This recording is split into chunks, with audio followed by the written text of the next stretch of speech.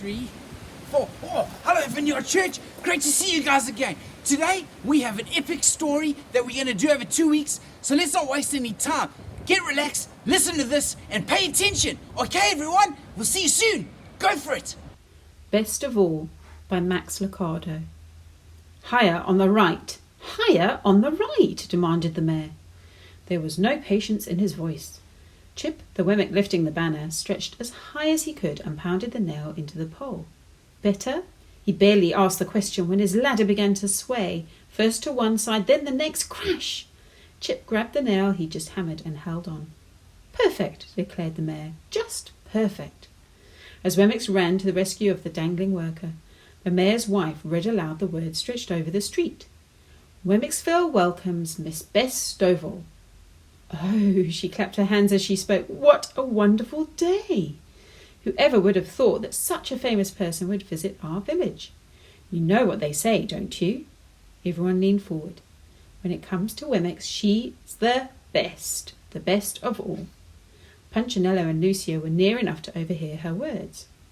Like the rest of the townspeople, they were wooden Wemmicks made by Eli, the Wemmick maker.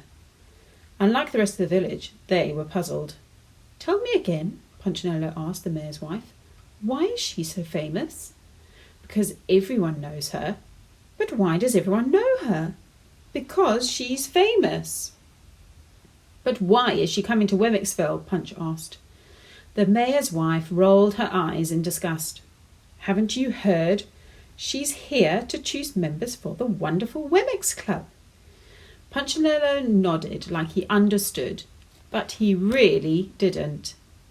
He looked at Lucia and she looked at him, and they both shrugged their shoulders.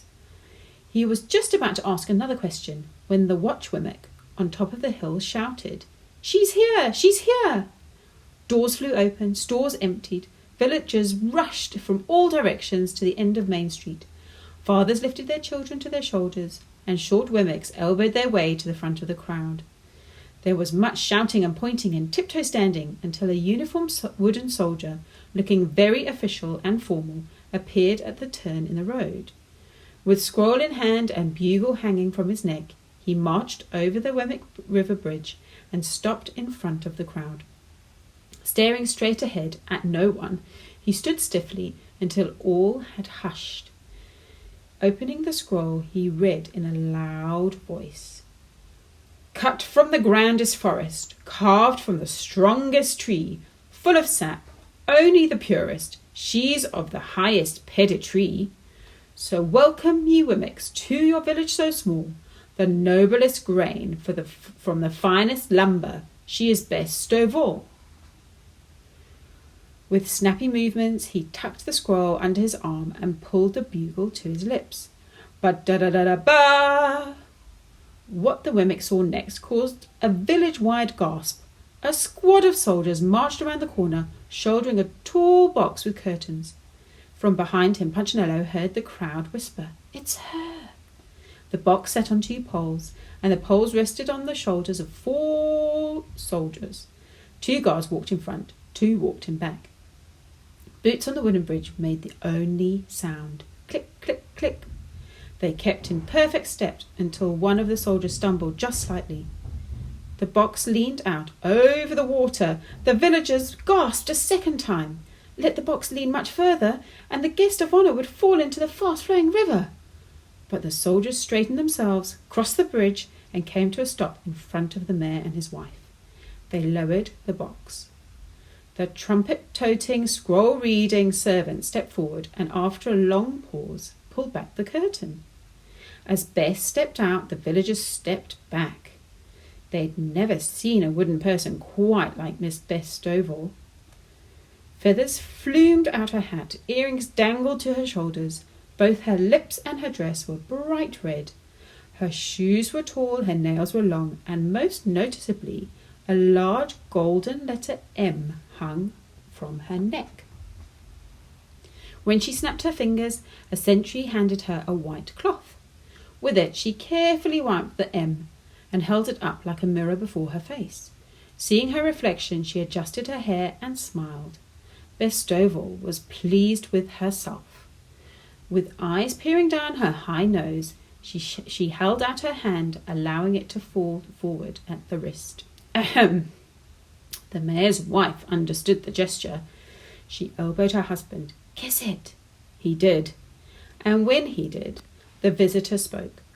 What good fortune is yours that I have come your way?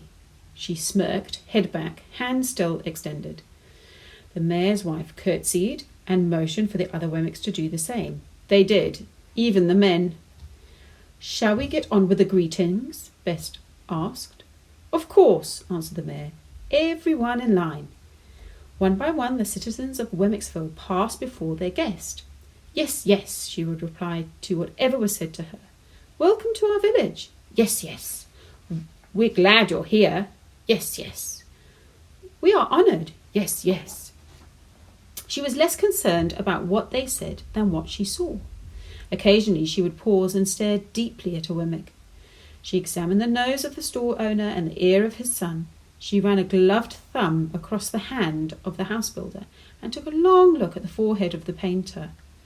No one knew what she was looking for, and no one asked, although the wife of the mayor acted as if she knew, nodding when the famous guest nodded, and sighing when she sighed. The shortest and longest looks were given to Punchinello and Lucia. Upon seeing Punchinello, Bess suddenly stepped back before he could touch her. Lifting her nose and waving, she instructed, Go on, go on. Stunned, Punch didn't move. He just stood there, curious. Move on, her servant repeated with a firm voice. Punchinello did. Lucia started to follow him, not wanting the same treatment. Suddenly the grand visitor stopped Lucia. My, Bestovall admired. What have we here? Her eyes widened, and for the very first time since she began greeting Wemmicks, a smile softened her narrow face. Such fine grain and a nice shade. Are you maple? Lucia didn't understand. Excuse me? Are you made of maple? She had to think before answering. Yes. Which forest? Lucia paused and thought. It took some time to remember. Majestic, she finally answered. Bess placed her hand over her mouth in surprise. Then you and I are of the same family tree. We are? Bestovall laughed. Of course. She had leaned forward and whispered, How nice to find someone of my roots. Stay around and we will talk. Lucia did. Between greetings, Bestovall would make remarks to Lucia beneath her breath, such as, Ugh, what knotty timber, or such an inferior groove, or definitely from the wrong side of the mountain. Lucia understood none of the comments, but she didn't say so. After all the greetings, Bess signalled for Lucia to step near.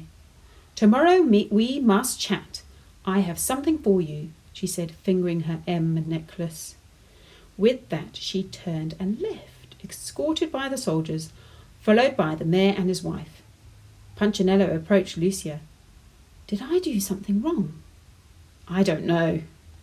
Did you do something right? I don't know. Why is she kind to some Wemmicks and rude to others? I think it has something to do with your ancestry. My what? The forest you come from. Why does that matter?